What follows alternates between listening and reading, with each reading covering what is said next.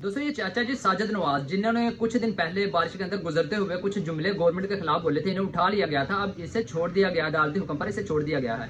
और उर्दू पॉइंट वालों ने इससे कुछ सवालात किए, यानी कि इसे क्यों उठाया गया और उसके बाद इसे किस तरह के एनवायरमेंट में रखा गया, किस तरह का पुलिस का इसके साथ रवैया था, क्या सलूक था। और उसके बाद ये भी पूछा गया कि जो न्यूज गर्दिश कर रही है कि आपको जॉब से निकाल दिया गया, क्या ये सच है या झूठ है। तो इन सारे सवालों के इसने जवाब दिए। इसने पहले तो ये बोला कि बेसिकली जब ये घर से निकला, घर के इसके कुछ इश्यूज वगैरह चाह रहे थे, लड़ाई झगड़ा था। और उसके बाद जब ये आ रहा था तो रास्ते में भी बाइक से ये गिर गया था, पानी ज्यादा था जिसकी वजह से इसे पता नहीं चला और ये गिर गया।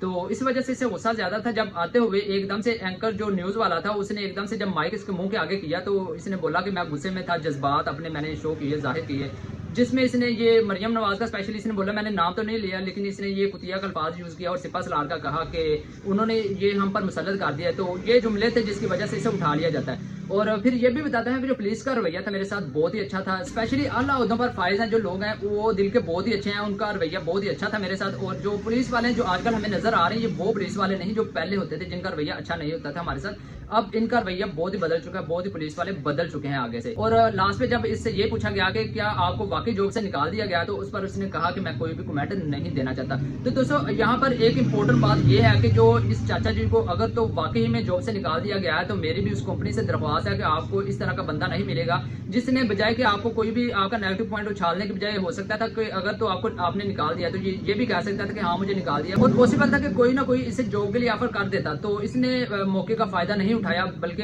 फिर भी इसने ये पॉजिटिव रोल प्ले किया कि इसने कंपनी का सोचा, इसने ये बोला कि मैंने इस पर कोई कमेंट नहीं देना। तो हमारी भी कंपनी से दरख्वास्त है कि इस तरह का बंदा आपको नहीं मिलेगा, तो इसे जॉब पर रख लेना चाहिए आपको।